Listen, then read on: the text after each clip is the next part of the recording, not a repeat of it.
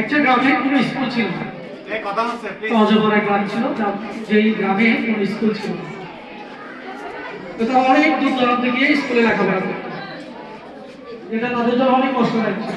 একদিন গ্রামের এক কমিটি সিদ্ধান্ত নিল আমরা একটা স্কুল প্রতিষ্ঠা করবো। স্কুল যখন প্রতিষ্ঠা করবো বসে তাদের মধ্যে একটা আনন্দের ঘটনা বয়ে গেল। কেউ ইট দিচ্ছে, কেউ সিমেন্ট দিচ্ছে, এভাবে একটা স্কুল প্রতিষ্ঠিত হলো এবং সেখানে পুরো গ্রামে একটা আনন্দের ঘটনা বয়ে গেল।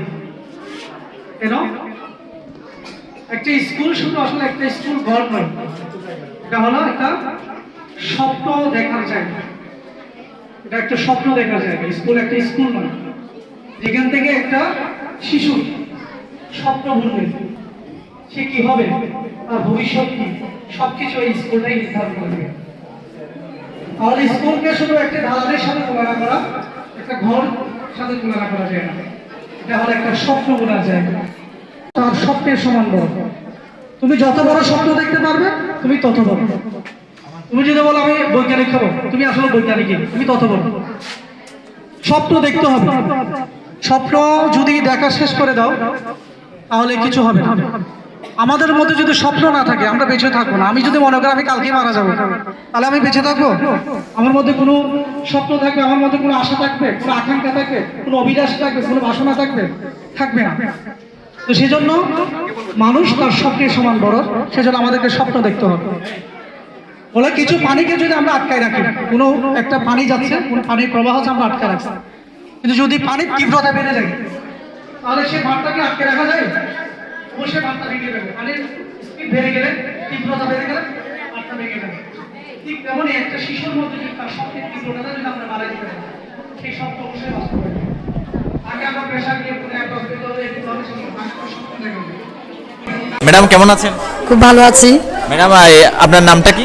আমার নাম শিপ্রাদর। শিপ্রাদর। ম্যাডাম আজকে এখানে কি প্রোগ্রাম হচ্ছে? আজকে এখানে ওরিয়েন্টেশন ক্লাস। আচ্ছা, ওরিয়েন্টেশন ক্লাস। এখানে এরকম ওরিয়েন্টেশন প্রোগ্রাম করতে আপনাদের কেমন লাগে?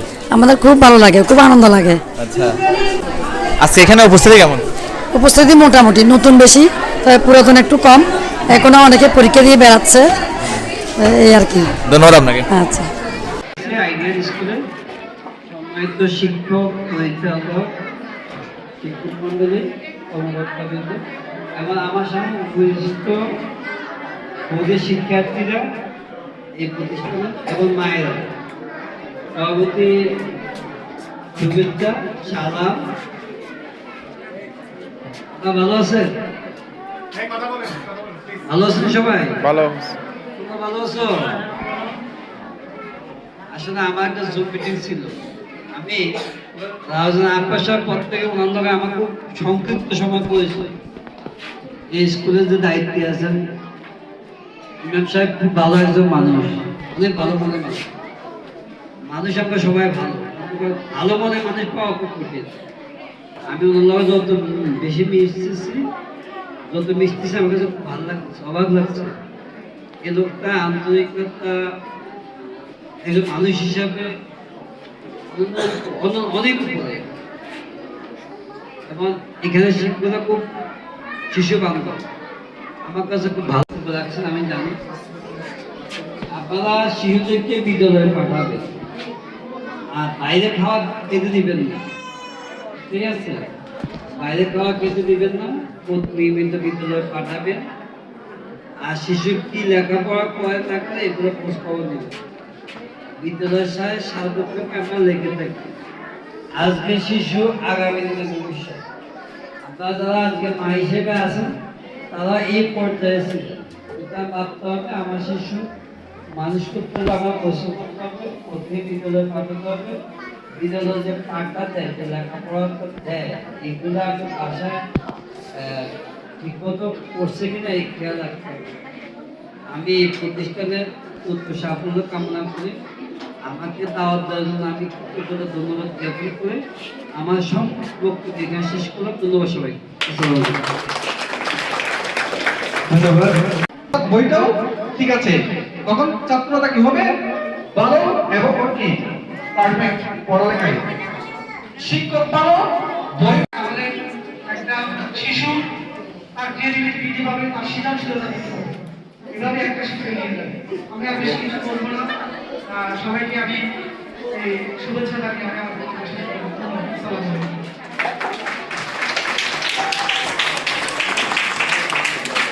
ধন্যবাদ স্যারকে ধন্যবাদ বিশেষ করার জন্য।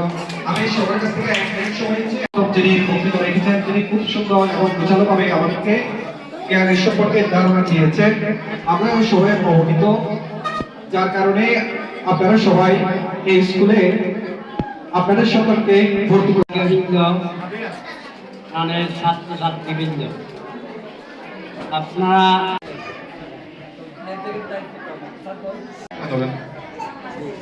ক্লাস 4 এর দায়িত্ব ক্লাস 5 এর দায়িত্ব পালন করবে আমরা, ক্লাস 2 এর দায়িত্ব পালন করবে নাইমা ম্যাডাম,